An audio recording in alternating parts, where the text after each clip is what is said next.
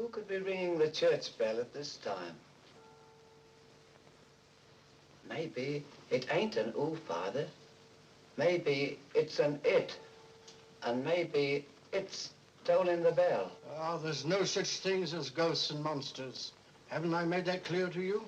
Something tore the throats out of Charlie Rousseau's sheep, and that something didn't leave any tracks. Andy Trent here saw a weird glow moving across the marshes last night. And this morning, he found 2 of his sheep dead. Their throats torn open. Maybe the same thing that killed Andy's sheep is tolling the bell. I was on my way just now to deliver a special letter at Penrose Manor when a strange light appeared on the road before me, then moved quickly across the marshes and faded into the mist. I turned the cart around and hurried back here. It's not real. First the light, and now the bell. There's a very sound and logical reason for the bell tolling at this time, and I'm going to find out what it is. You can drive me to the church pots. The letter can wait. No hurry. Nothing will harm you if you're with the priest. Is that true, Father? Ah, what you need is more faith and less imagination. Come along.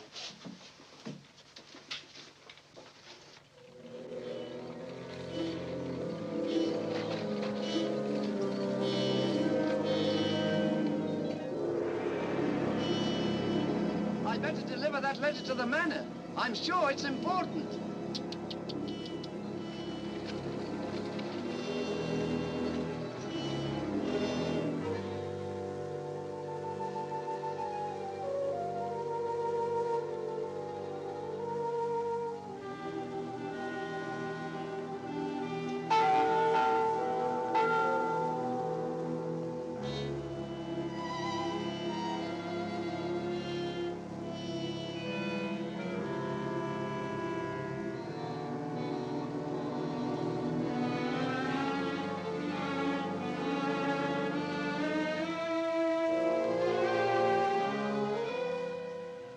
Goodness, that bell has stopped. Odd. It's tolling at this time of night. I don't like it. What with this phantom roaming the marshes? I saw it again tonight. Who would that be?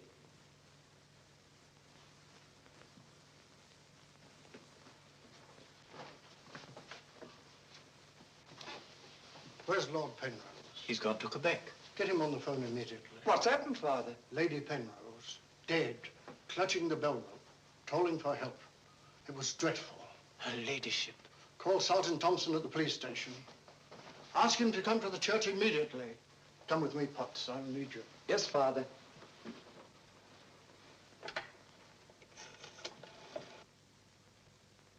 Operator, put me through to Quebec. Lord William Penrose. Yes, he's addressing a meeting of the Royal Canadian Occult Society at a Quebec hotel. It's urgent, sir. Page? Yes, sir? Lord Penrose. Lamont Rouge is on the telephone. It's urgent. He's in the gold room. Yes, sir.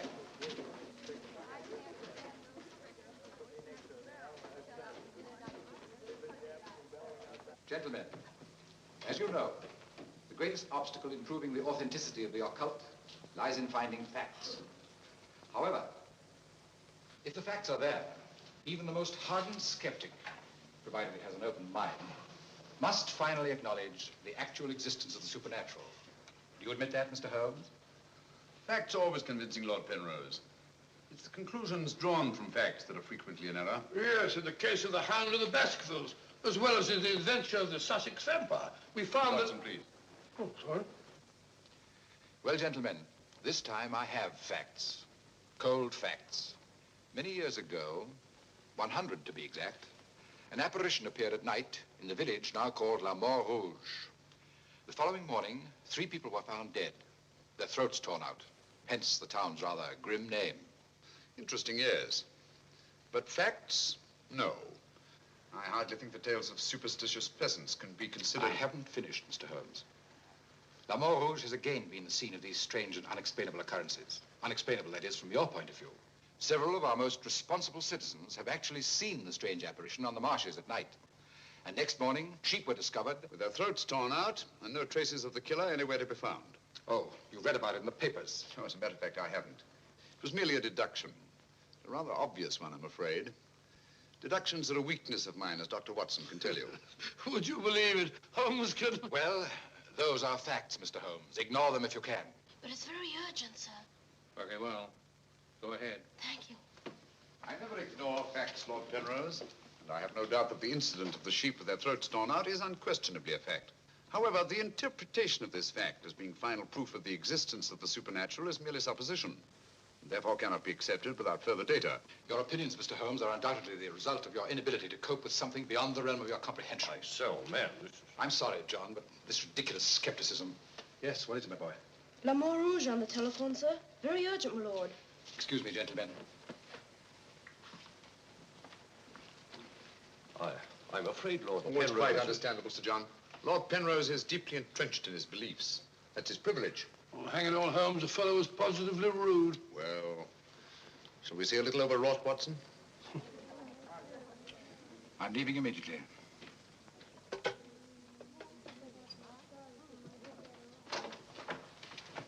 Order my card, Watson. Hurry. Yes, sir.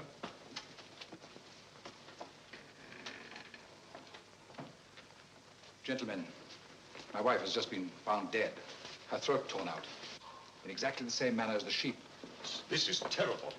I say, you don't think that it's... Undoubtedly, Mr. Holmes, you would call it murder by person or persons unknown. I'm sorry. If I can be of any assistance... Thank you, no. I'm afraid the happenings in La Mort Rouge wouldn't interest you, Mr. Holmes. Under the circumstances, I think we should adjourn. Yes, indeed, Sir John. Holmes, what a terrible thing. Now, Sir John, would you be good enough to convey our condolences to Lord Penrose? Yes, I'd be glad.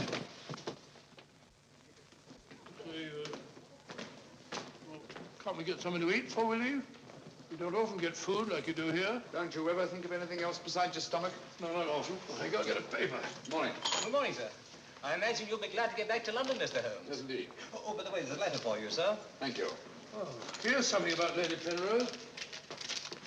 She was found in the church with her throat horribly cut.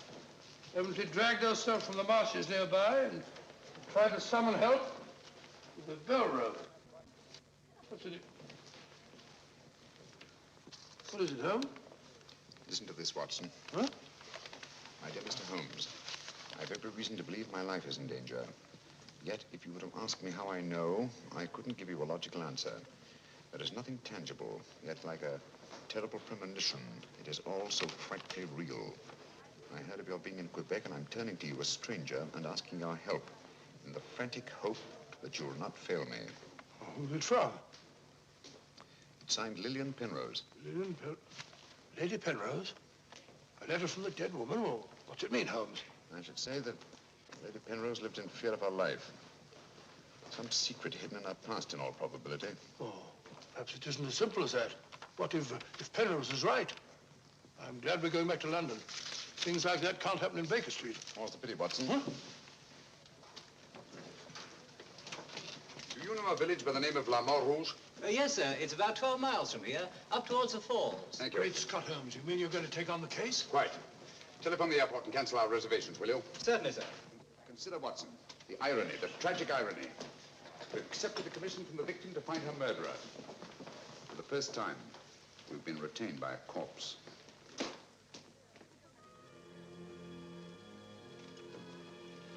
Doesn't seem to be a bell. Never mind, come along. Do you think we should?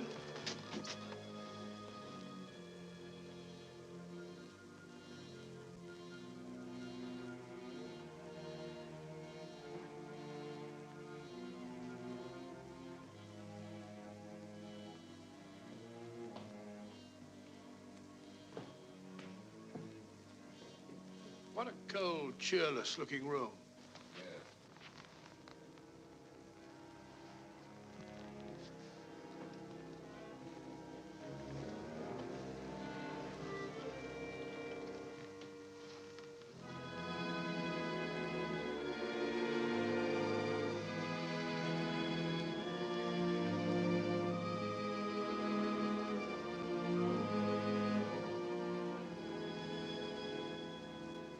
What do you want? Who are you? Mr. Sherlock Holmes. I apologize for this intrusion. Would you mind, gentlemen?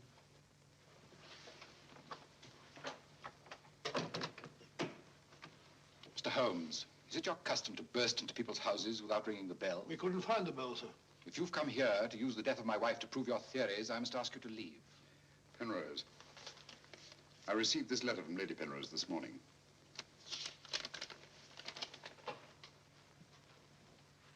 That was devilish awkward.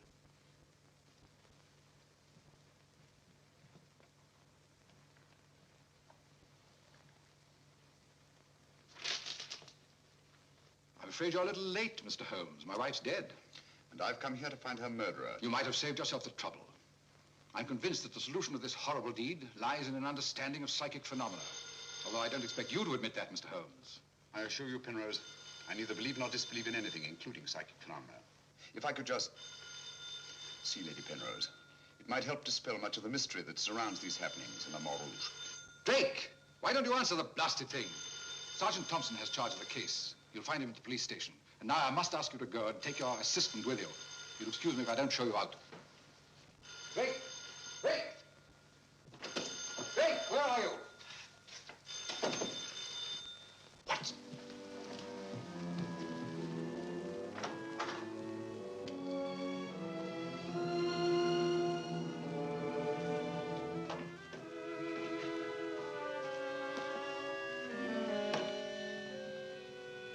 Holmes, I've seen it before. Right, Watson, you have. Yes, but where? Never mind that now. We must examine the wound before Penrose returns and has us thrown out of the house. Clumsy job. Just missed the jugular vein. It must have bled to death. And it bled for several hours, eh? Possibly more. Long enough for Penrose to leave Le Rouge and reach Quebec in time for the meeting? Holmes, you don't suspect I Penrose? suspect nobody, Watson. I was just asking a question. I beg your pardon, gentlemen. There is another who desired the death of her ladyship. I saw it last night in the fields, moving in and out of the shadows.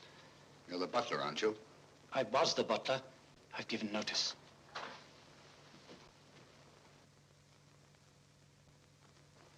Drake! Get out. Get out of this.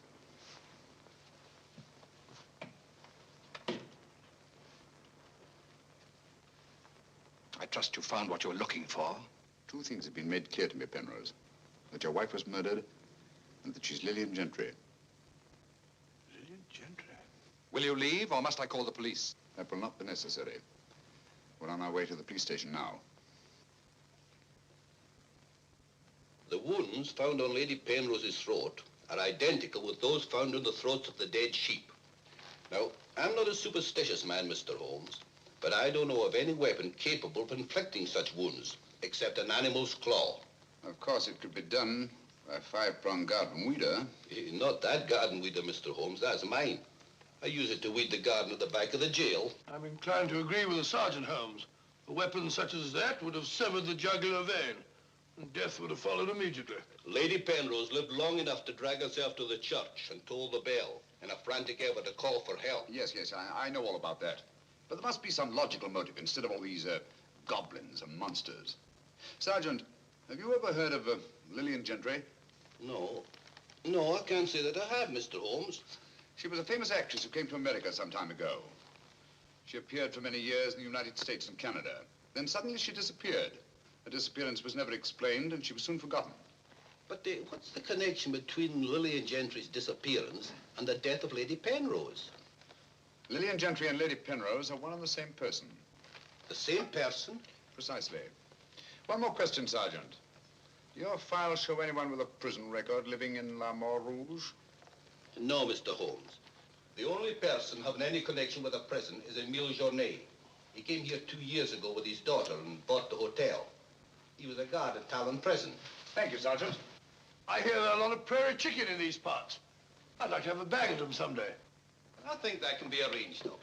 Yes, we can stop over to farmyard and you can shoot all the chickens you want. That's all very funny, Holmes. Here you are, old fellow. We're going to engage rooms at Monsieur Journet's hotel. Landlord! I say landlord! Place seems deserted. Won't be for long if you bellow like that. Landlord! Oh, sorry, Holmes. Got to try and make summer.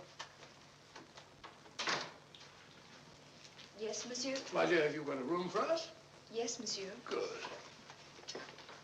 Sign here, please. I'll sign for us both. Oh, thank you. You seem very young to be in charge here. Yes, monsieur. You are Mademoiselle Journet? Marie's your name, monsieur. My dear, you've been crying. Why? Papa's going away. Oh, come now. Is that such a tragedy? Did you cry if your papa were going away, Watson? I don't believe so. This way, monsieur. Bring your bags, please. Yes, of course.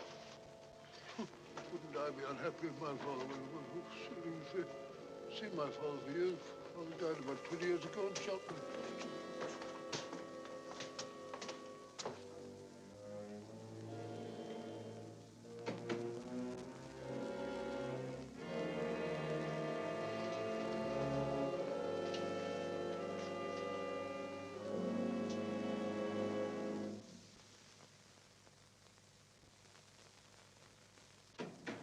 Some talk of Alexander and some of Hercules, of Victor and Lysander, such great names as these. Bills. That's the way it goes, Emile. It costs money to be born, and it costs money to die. Do you know who that was in the car? It was Sherlock Holmes. He's here now. What do you think he'll find? Ghosts and monsters. What else is there for him to find? There's nothing. I don't know. You're afraid, Emile? Of course I am, and so are you. Who isn't? Why should Sherlock Holmes come here? To investigate the death of Lady Penrose. What else? I'm afraid Mr. Holmes will return to London a sadder, but a wiser man. Why do you say that? Well, you can't arrest ghosts and monsters, can you now? Well, I'm on my way. The mail must be delivered. Some talk of Hercules, some of Hercules. That's better. This room gives me the creeps. It is very seldom used, monsieur. It isn't often that strangers come to Le Mort Rouge, and when they do, they never stay. I can't say that I blame them. Will your father be away for long? I don't know, monsieur. When is he leaving? I don't know. Marie! If you need anything, just ring, monsieur. That girl's frightened, Holmes. Obviously. She made the mistake of telling us that her father was leaving. Huh? You don't think that Journet... Suppose we have a little talk to Monsieur Journet. It might prove illuminating.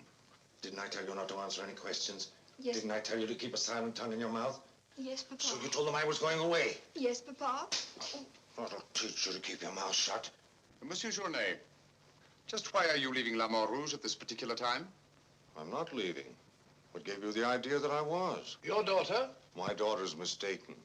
I merely said that I would like to go away. I've just been teaching her the difference. Yes, so I observed. I can't say that I approve of your method, sir. I'll ask you to mind your own business.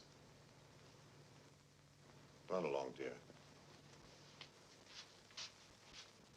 Oh, there, my dear.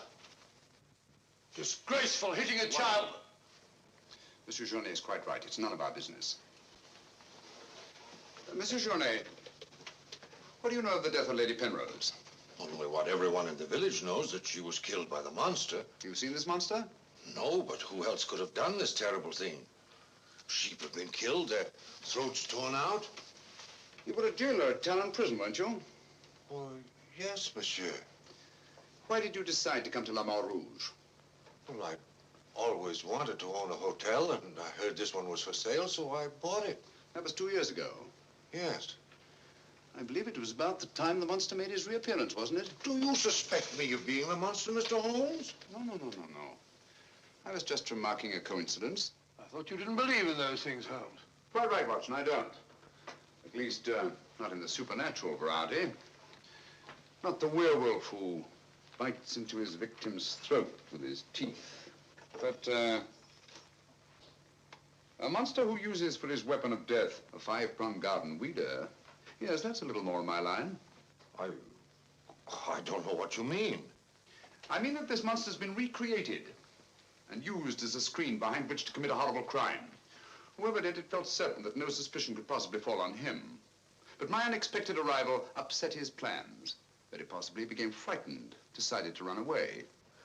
You're right, monsieur. I was running away. But not for the reason you think, but in fear of my life. And who would want to kill you? I don't know. It's like some terrible premonition. But it's so real. The very word it's in Lady Penrose's letter.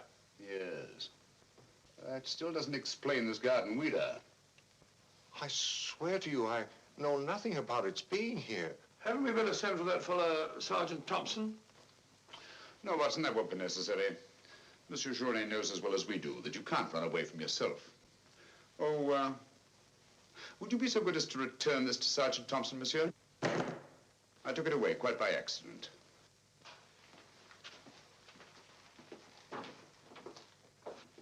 Monsieur Journet knows as well as we do. You can't run away from yourself. This fellow Journet seems a very frightened chap. Do you think he'll have any connection with Lady Penrose's murder? Time will tell us many things, Watson. And now, my dear fellow, there's something you can do for me, if you will. Anything, Holmes? I knew I could rely on you. I want you to mingle with the people in the cafe tonight. Find out all you can and keep a particularly sharp eye on Journet. Does he sort of take over the case? That's right, old boy. I want to get a good night's rest before starting out again in the morning. Oh, and incidentally, make yourself as inconspicuous as possible, will you? Inconspicuous? You can depend on me.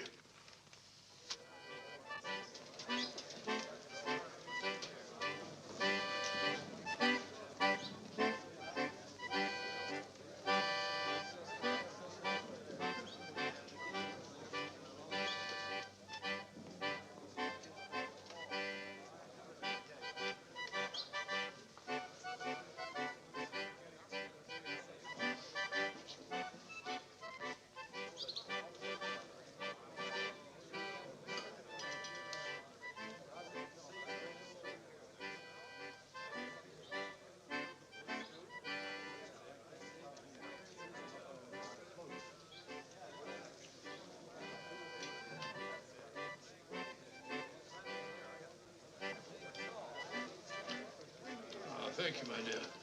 I'm glad to see that the tears are all gone. Are you feeling better? Thanks to you and Mr. Holmes, Papa's not going away. Not going away? Oh, good.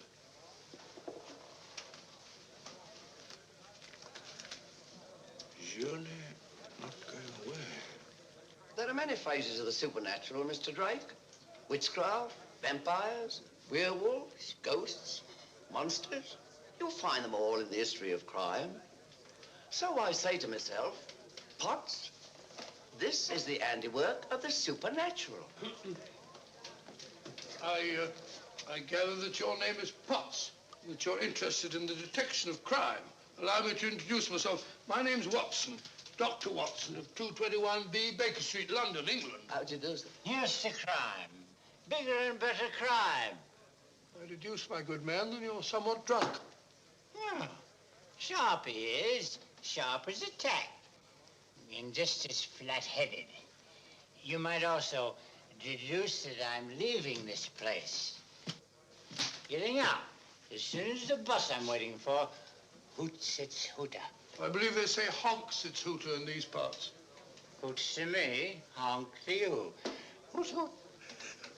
My dear fellow, I don't care two hoots whether it's hoot or honk.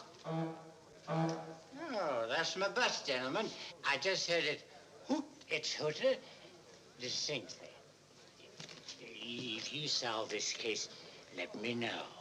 Personally, I'm betting on the monster. You take my advice, Patsy. Get out of this place before they find you with your throat cut.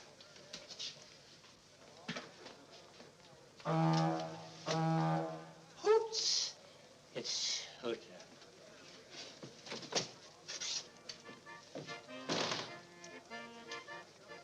Nervous? Well, the thought of having your throat torn out by some monster isn't likely to make you very gay, Dr. Watson. No, indeed. Some of Monsieur Journet's excellent wine will soon remedy that. Marie, would you bring a bottle of this excellent wine for my friend here? Yes, monsieur. Mr. Potts, as a student of the occult, supposing you give me your theory of this murder. You like this wine? Oh, but Dr. Watson, I never drink anything stronger than milk. Teetotaler? No, hiccups. Every time I drink alcohol, I have hiccups. Sorry.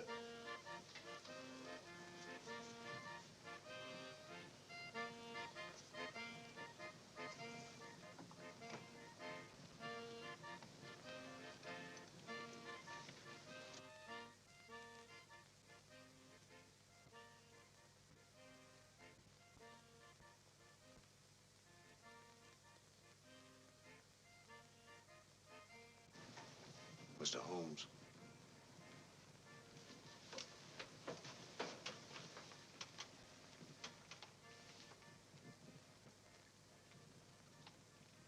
Mr. Holmes.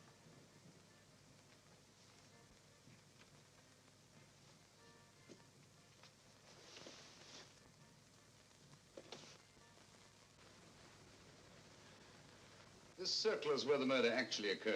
Yes, Mr. Holmes. There's a footpath just beyond the church which leads across the marshes. Follow it for half a mile and you'll be there. Thank you, Sergeant. I'm sure I'll find it. Mr. Holmes, I wish you'd let me go with you. It's dangerous in the marshes at night. These swamps, one false step... I'm sorry, Sergeant, but it's important that I go alone. I'll keep close to the path. Well, will Dr. Watson be going with you? No, Sergeant. I asked him to do some research work of his own, and by now he's probably magnificently involved. Good night. Good night, Mr. Holmes. But according to your theory, Dr. Watson, everyone in the village is under suspicion. Pardon me. It's quite all right. Oh, thank you. Murder is a very interesting study, gentlemen. I well recall a short story by that brilliant author, G.K. Chesterton, in which the murder is committed by a postman. I refer, of course, to The Invisible Man, a brilliant bit of deduction on the part of Father Brown. I'm a postman. Precisely why I mentioned it, to illustrate the absurdity of assuming because one man in a postman's uniform is a murderer, any other man in the same uniform should be suspected. Thanks. Had me worried for a minute. Oh, Philistine, flabbergab. A child can see that this ridiculous monster has got you all afraid of your own shadow. I saw Lady Penrose. I wouldn't like it to happen to me. I'll be getting on. I'm going with you. Good night, Doctor. Good night. It's quite all right.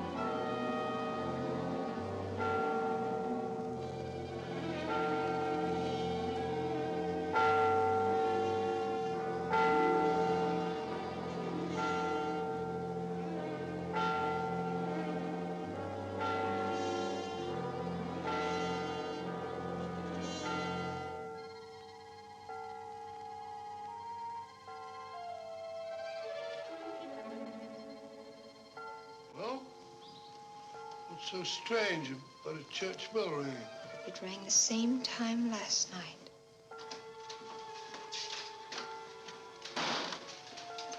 Excuse me, Dr. Watson. Can you tell me if Mr. Holmes is armed? Armed, my dear fellow? Why should he be? He's gone to bed. You're wrong, Doctor. He went out in the marshes alone. I tried to go with him, but he refused. But great Scott, if he runs into this monster and he's by himself, he'll get killed.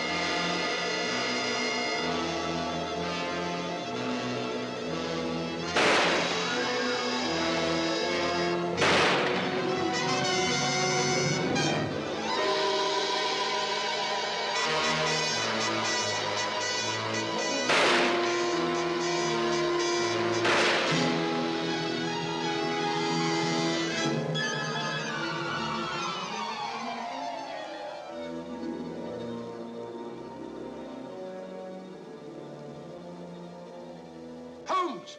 Holmes! Are you all right? Where are you, Watson? Here I am.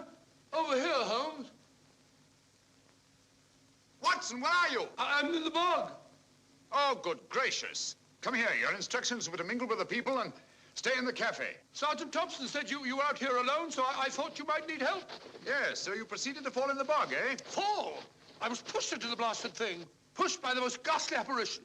Came at me like a roaring furnace, with spitting fire in all directions. Before I could get my revolver, the thing was upon me. The next thing I knew, I was in the bog. Are you all right, Mr. Holmes? I heard shots. Yes, I'm all right, but Dr. Watson here seems to have encountered the monster. He has? Come along, old fella. We'd better get you out of these wet clothes and into a hot tub before you catch a death of cold.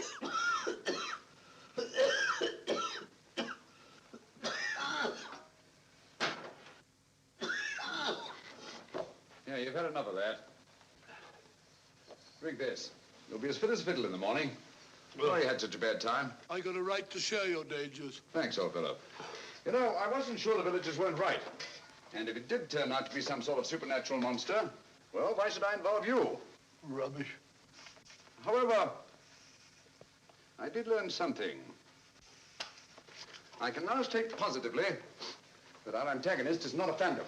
But the thing actually spat flames at me. All just a figment of your imagination. The murderer knew I was out on the marshes and obviously wanted to frighten me. You frightened me, all right. How do you manage the flames? Merely clothing, treated with phosphorus. When the murderer fled, his shirt caught on a tree, and this piece of cloth was torn off. Come in. I'd like a few words with you, Mr. Holmes. I'll come directly to the point. Hello. What happened to your assistant? I'm not his assistant. If you must know, I was pushed into a boggy hole on the marsh. Pushed? By whom? I don't know. Spat fire at me. My good sir, in spite of Mr. Holmes's theories to the contrary, things have been seen and heard on those marshes that cannot be explained away by the use of logic. If I were you, I'd keep away from them. I'm not so sure. Holmes found... Penrose, for the first time in my long pursuit of crime, I confess that I find myself baffled. I'm a detective. I need tangible clues. And up to now, I admit, I found none. And you won't. I advise you to leave La Mort Rouge. Tonight, you escaped with your life. Next time, you may not be so fortunate. Thank you for your considerate advice, Lord Penrose. Good night, sir. Excuse me. Oh, good night. I don't like this fellow, Holmes. Why do you think he came here? He wanted to find out if we discovered anything.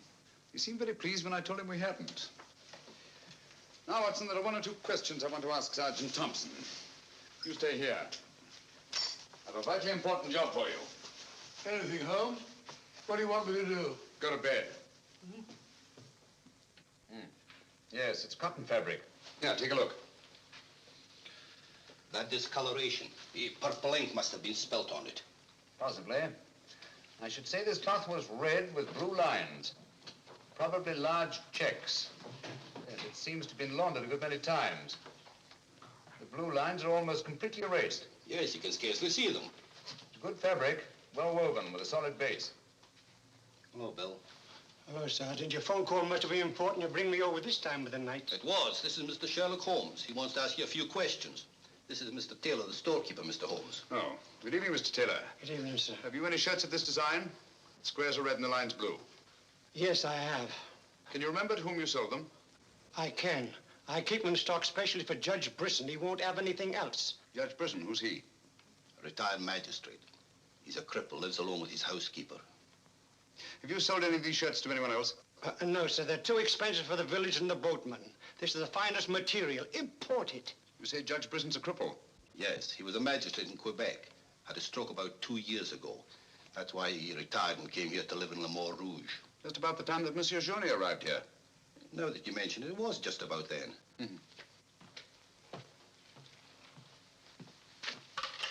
Hello, operator? Give me Judge Brisson's home, will you? Thank you.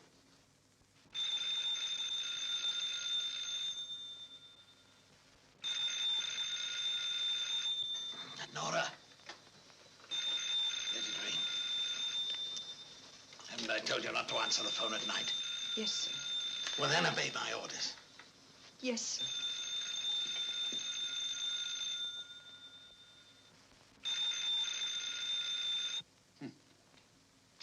No answer. Where'd you live? On the Marsh Road. But I don't advise you to go there after dark, Mr. Holmes. The place is a fortress and guarded by a savage dog. I think Dr. Watson and I will have to pay Judge Brisson a visit in the morning. Good night, gentlemen. Good night, Mr. Holmes.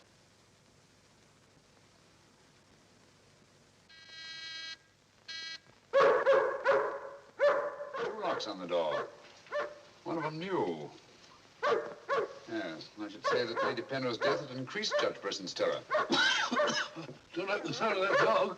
No, sounds hungry. Possibly ravenous. Couldn't we come back after he's had his breakfast? I'm sorry, Watson. Our business won't wait. Oh, stop now. Yes, Watson.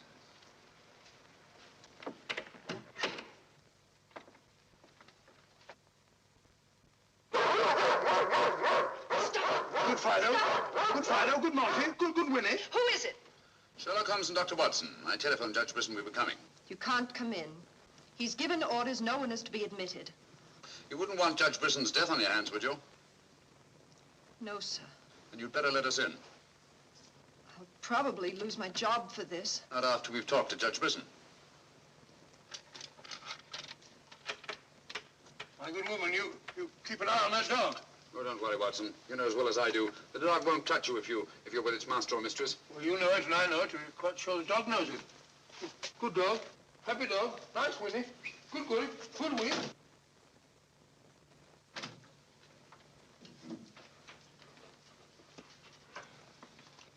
Let me warn you, I'm armed. And I'm an expert shot. We didn't come here to harm you, Judge Brisson, but to protect your life. I told you over the phone this morning, Mr. Sherlock Holmes, that I did not want to see you. I don't want to see anyone. But I want to see you. Stay where you are. Nora, show these men out. Judge Brisson, if you'll answer a few questions, I may be able to save your life. I have the fullest confidence in my own defenses, and I will not trade them for any theories of Mr. Sherlock Holmes, however plausible you make them sound. Now get out, will you? I'm sorry. Under the circumstances, I'm helpless to prevent your death. Almost certainly by violence. Come along, Watson.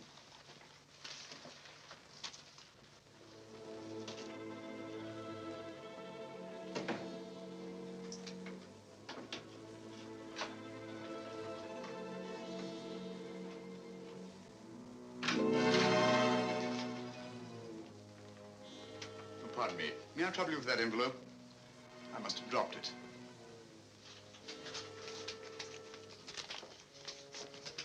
Thank you.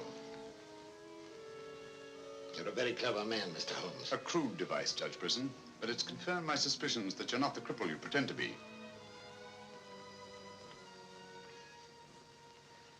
I'm sorry. But I'm frightened of everything and everybody. Why'd you sit down? You want to get shot, Holmes? Come in, Watson, and close the door. Sit down, old fellow. Judge Brisson has decided not to shoot us. Oh, very kind of him. Gentlemen, this fear is driving me mad. It's quite understandable. The whole village seems to be consumed with fear. But in your case, judging from your vicious dog, those barred windows, and that hunting rifle, it's not fear of the supernatural. Just what are you afraid of? Well, truthfully, Mr. Holmes, I don't know. And yet I feel its very presence.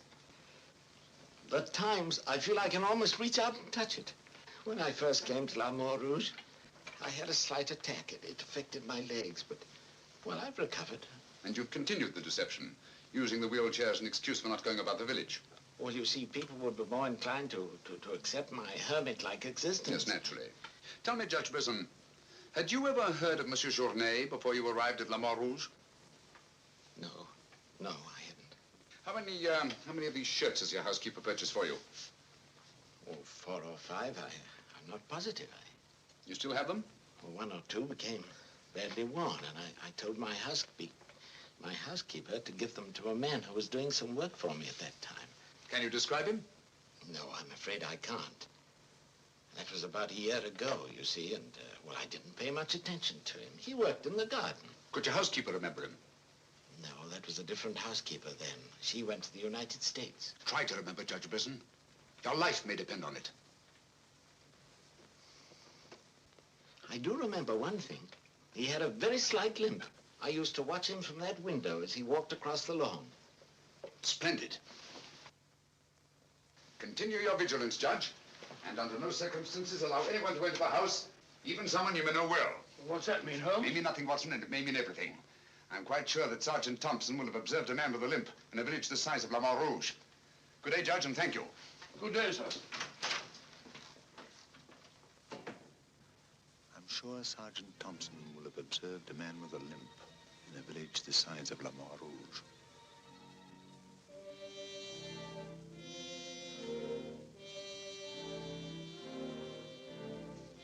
This is what's left of the Delaport Hotel, Mr. Holmes.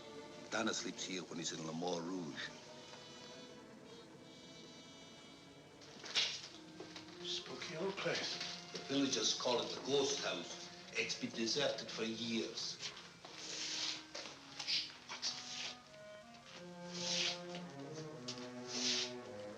He walks with a limp. A left foot, I think. To the trained ear, Sergeant, footsteps have a characteristic rhythm as identifiable as fingerprints.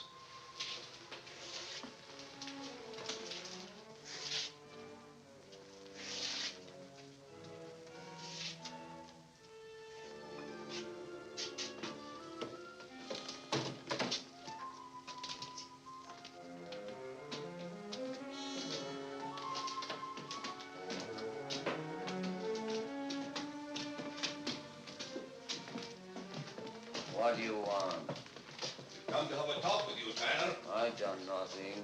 Then you won't mind answering a few questions. What do you want to know? Tell me, Tanner, where were you 2 nights ago?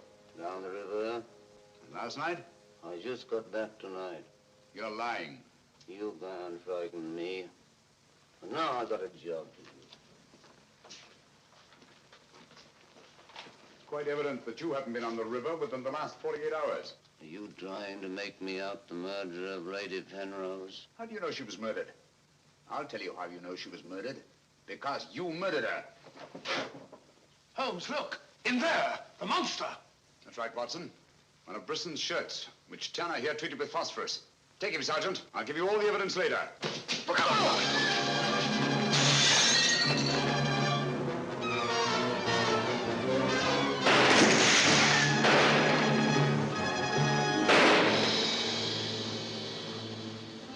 You got him, Sergeant. I'm sure of it. Come on.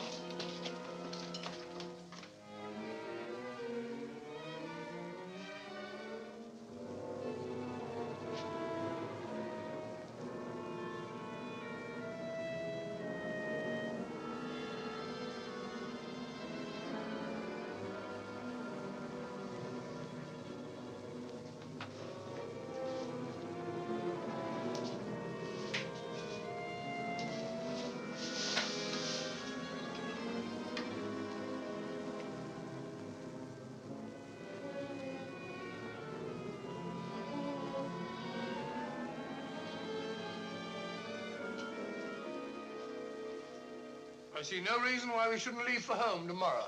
So much for tomorrow. But for tonight, what do you make of this, Watson? I found it in Tanner's room. Just a photograph? That's right, old boy, just a photograph. You notice anything else about it? Part of it's missing. Bravo, Watson. Now, if we can find the missing half, notice the discoloration of the torn edge, faded signature. The upper half was torn off sometime within the last year, I should say. Well, why all this fuss about an old photograph? Watson, have you ever stopped to think that the science of detection is very much like stringing a handful of beads? I can't say I have. Well, it is. And in this particular case, you might say that I have 5 beads.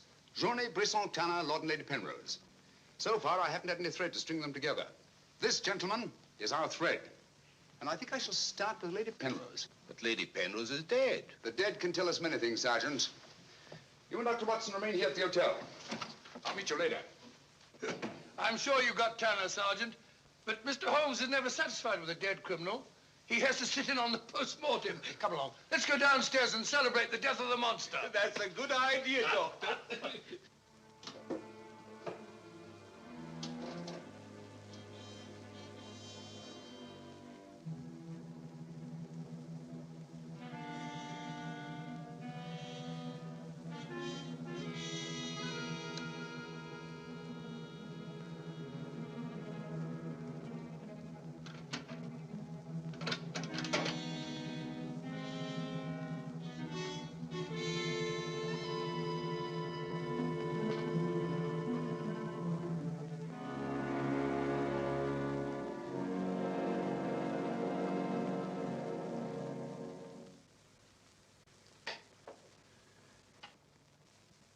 So the great Sherlock Holmes becomes a common thief. You realize, of course, that I might have shot you. I knew that you'd refuse to see me, so naturally I had to take that chance. Tell me, who is Alistair Ramson? What has he to do with your being here? Perhaps this will explain. Found the lower half in a room occupied by a boatman named Tanner. The upper half was in Lady Penrose's safety box. Alistair Ramson murdered a fellow actor in my wife's company. He was sentenced to life imprisonment. The whole thing was a great shock to her. So she retired from the stage and you married her shortly after? Yes. Where and when was this murder committed? In Quebec, 5 years ago. Ramson was shot 3 years later trying to escape from Talon prison. His body disappeared in the St. Lawrence. Was it ever recovered? I don't believe so. Penrose, Alistair Ramson and Tanner are one and the same person. What? It was he who sent the upper half of that photograph to your wife as a warning. What could my wife have in common with a murderer? Yet he killed her. He killed her? Yes. The monster was none other than Tanner himself. We found a shirt impregnated with phosphorus in his room. Tonight, when we faced him with the evidence of his crime, he bolted and jumped out of the window into the river. Sergeant Thompson fired a couple of shots at him. He's dead? In a way, yes. I don't understand. Tanner is dead only because he was discovered, and had therefore outlived his usefulness to his creator. But I'm afraid that Alistair Ramson, the actor, who created and played the part of Tanner, is very much alive. But surely, now that you know who the murderer is, the police... It's not quite as simple as that. During the time he's lived here, Ramson has undoubtedly established another character for himself, perhaps several others, who are by now familiar to the people of the town of Le Mans Rouge and quite above suspicion. He could be almost anyone in the village. He may even have been your butler, Drake.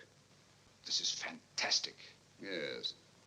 Yet Lady Penrose's death is only the beginning. There's no saying where this madman will strike next. Tell me, is there anyone else in Le Mans Rouge who may have been connected in any way with the case of Alistair Ramson? Judge Brisson was the magistrate who tried and sentenced him.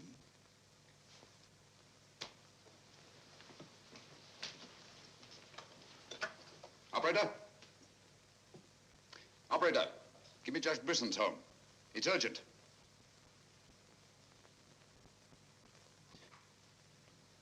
Judge Brisson, this is Sherlock Holmes. Oh, yes, Mr. Holmes. Oh, I'm quite all right, thank you. I've chained up the dog, as you asked. As I asked? I haven't telephoned you before. Somebody's obviously imitated my voice in order to gain access to the house. Certainly, Mr. Holmes. I'll lock all the doors and await your arrival. Yes.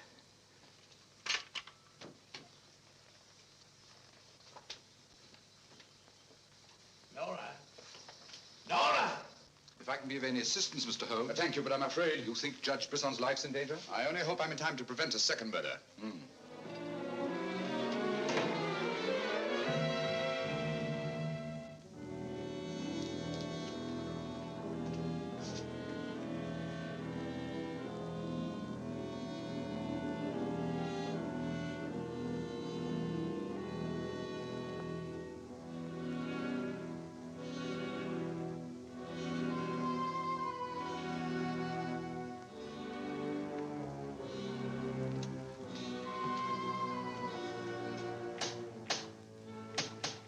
That's Mr. Holmes. Show him in.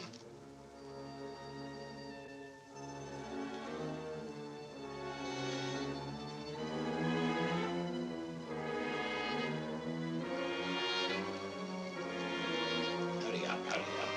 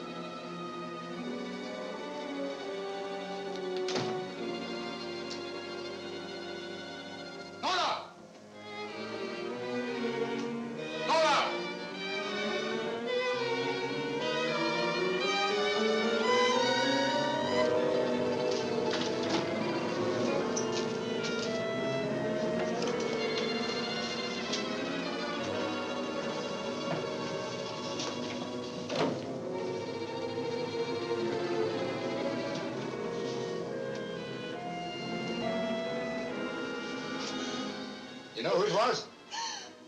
I don't know. I don't know.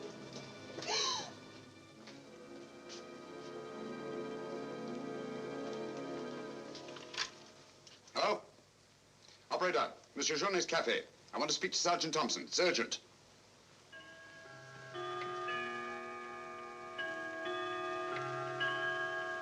Sergeant Thompson, this is Sherlock Holmes. I'm at Judge Brisson's. He's been murdered.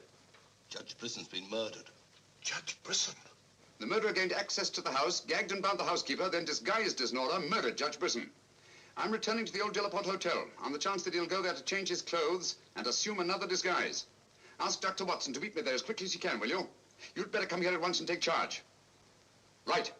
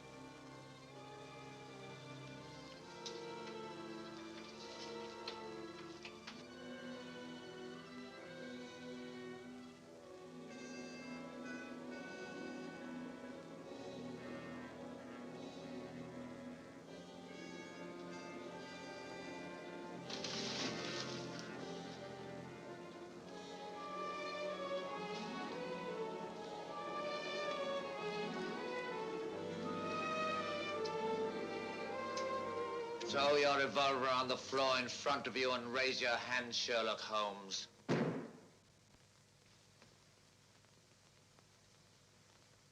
I should have thought you would have felt more at home in the spotlight.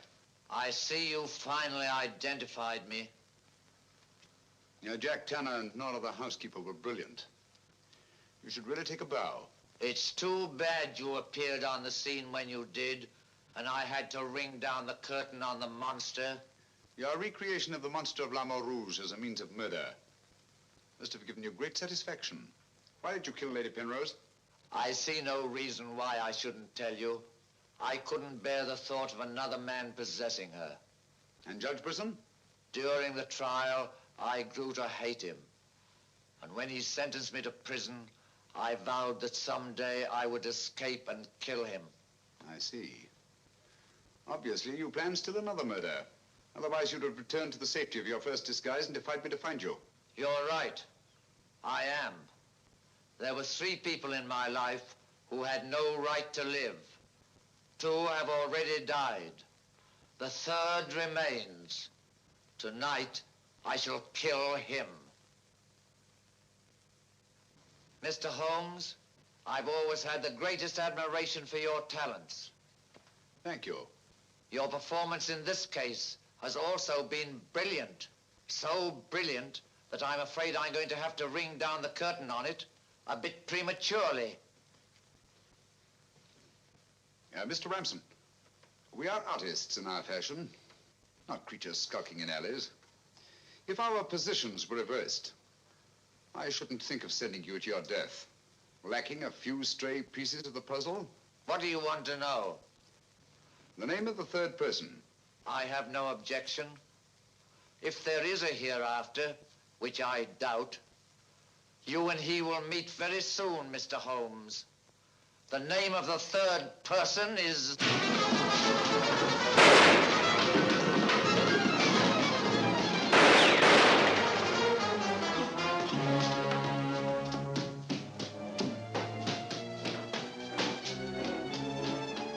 Coming, Holmes! Look out, Watson!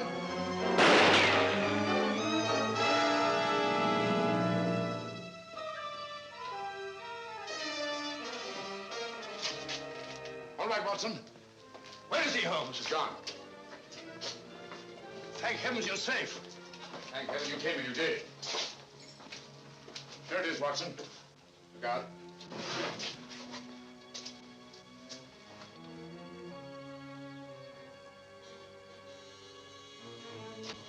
So you got away again?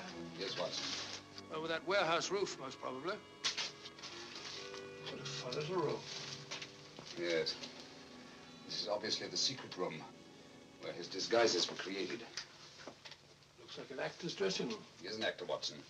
One of the finest acting talents of our time. Look at this. Nora, the housekeeper. His name's Alistair Ramson. Alistair Ransom? Never heard of him. No, that's not important. The important thing is that he murdered Lady Penrose and Judge Brisson. Great Scott, he did it. Yes, Watson. This Ramson is a paranoiac. His orgy of crime is not complete. There's still another. I was just about to learn his name when you so conveniently fell down the stairs. Oh, sorry, old chap. Needn't be, old boy. You saved my life. Look at this, Watson. Tanner. Tanner? Where do you think he'll strike next? Obviously, Journet is to be his 3rd victim. Journet? Yes, Watson. As in the cases of Lady Penrose and Judge Brisson, Journet also felt his presence. But in each case, it was vague and unexplainable. Well, what connection can he have with Judge Brisson or Lady Penrose? Journet was a guard at Talon Prison, where Alistair Ramson was confined. He's the 3rd person against whom the murderer holds a grievance. Now he's disappeared. Journet disappeared? Oh, so Marie told us in the cafe? Watson, Journet's disappearance can mean only one thing. He's in hiding. Our job is to find him before Ransom does. Journet is the only man who can lead us to the murderer. We'd better have a talk with little Marie. Raise your voice and sing along, sing till the echo ring. Don't ever let a single soul worry about anything. Find what you make it so you can make it what you will. Never be dreary, ever be cheery. Hello, Potts. Have you seen Marie? No. Have you seen her? Can't say I have.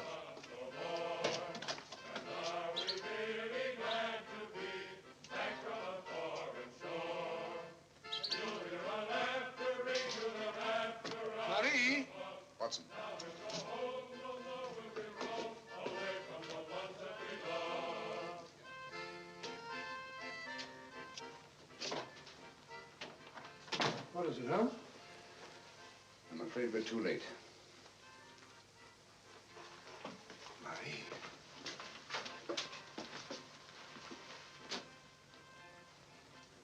Don't touch anything, Watson.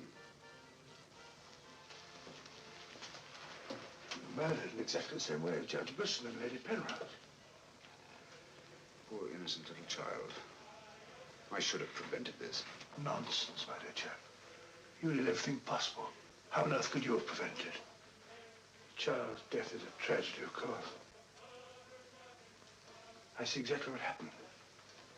She was standing here by the desk, and the murderer came in by that door. He came in through that door, but Marie was not in the room. She alone, of all people in the cafe, saw Ramson enter this office. It was someone she knew well. Someone who might have a message from her father. So she followed him here. And when she refused to tell him where her father had gone, he killed her. Ramson already knew that Johnny had disappeared, but he didn't know where. When he questioned her, she became suspicious, and it was then that he killed her. Telephone Sergeant Thompson, will you? He's at Judge Brisson's. Ask him to come here at once. And see that no one leaves the cafe until he gets here. The murderer may be among them.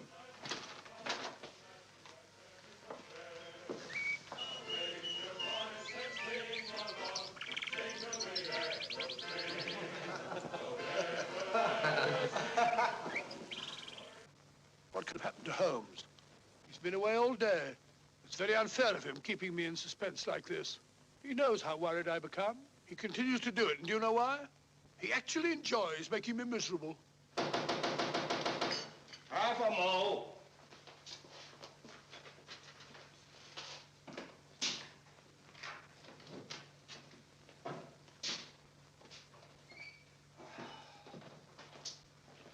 No good, Watson. It won't work.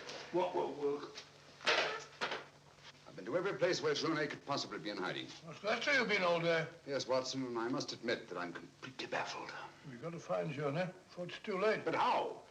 I've been everywhere within a radius of 5 miles of this village. I've even been to the church in the hope that he'd disguise himself and attend Mass. He may have gone to Quebec. Every road's covered. He hasn't left this vicinity, of that I'm certain. All right, I'll answer it. Hello? Hello?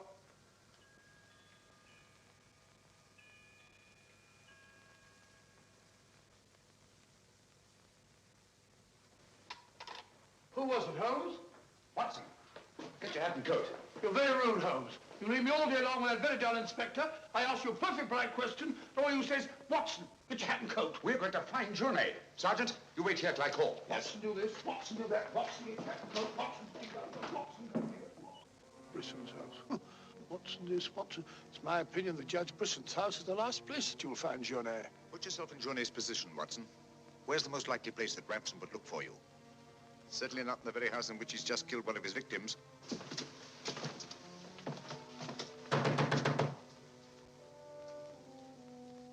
Journey! Journey! It's Sherlock Holmes and Dr. Watson.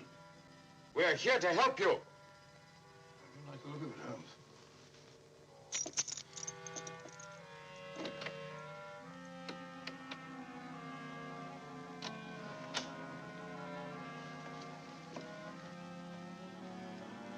Holmes! Holmes! Where are you? Here I am, Watson.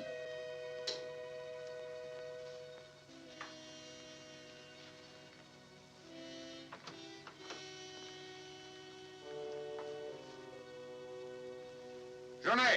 What do you want? We've come to help you. How did you know I was here?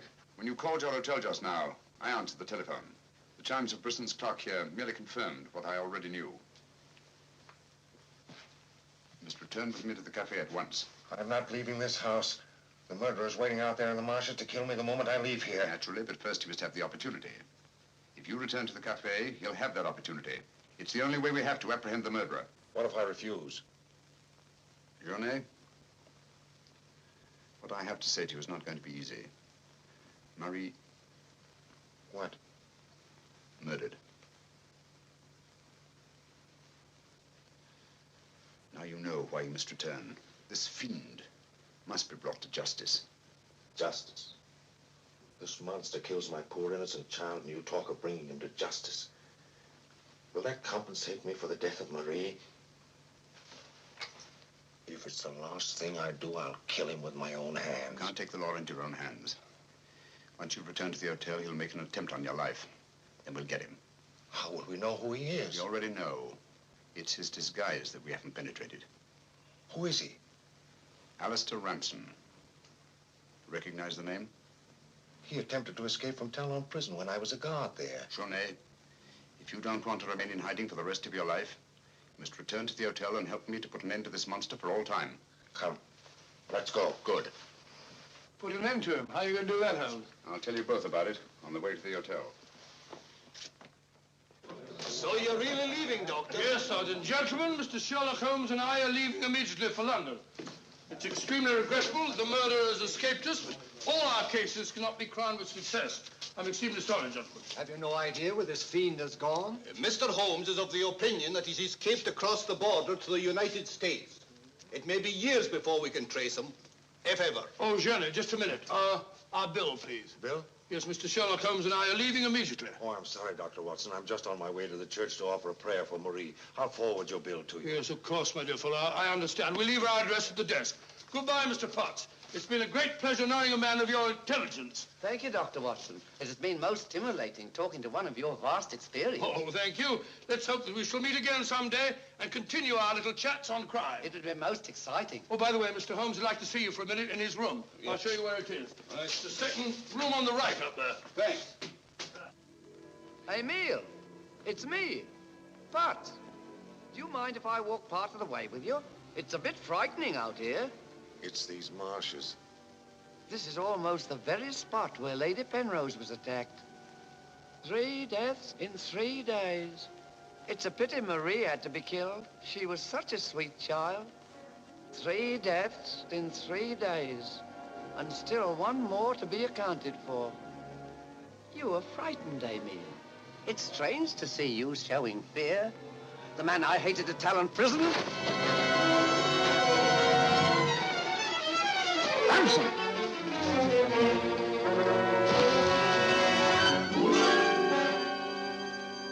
Sherlock Holmes. Yes, Mr. Ramson. So you see the final curtain has not fallen after all. I thought you were on your way to London. Naturally, that's what I wanted you to think.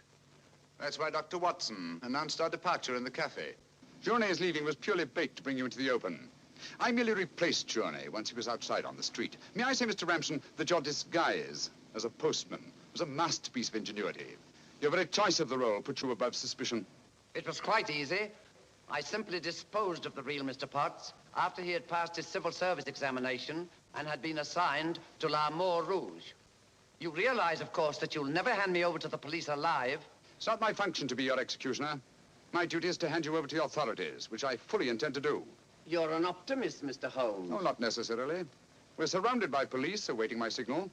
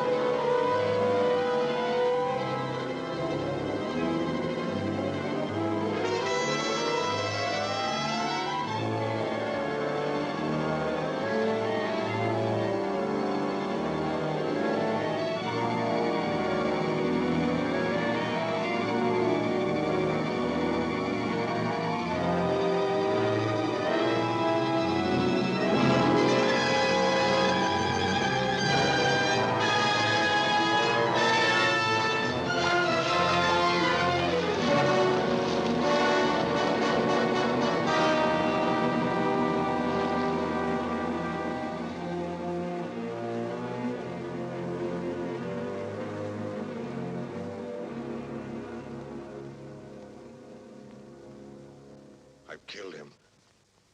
With this. Ransom's instrument of death has been his own executioner. Well, gentlemen, our search for the monster has ended where it began, on the marshes. Eh, Watson? Watson, where are you? Why isn't he here? He was with us a minute ago. Watson!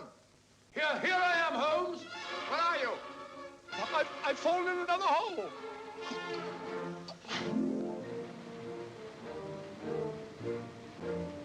I should like to have seen a bit more of Canada before we sailed, Holmes. So should I, Watson. Canada. The linchpin of the English-speaking world, whose relations of friendly intimacy with the United States on the one hand, and their unswerving fidelity to the British Commonwealth and the motherland on the other. Canada. The link that joins together these great branches of the human family. Churchill say that? Yes, Watson, Churchill.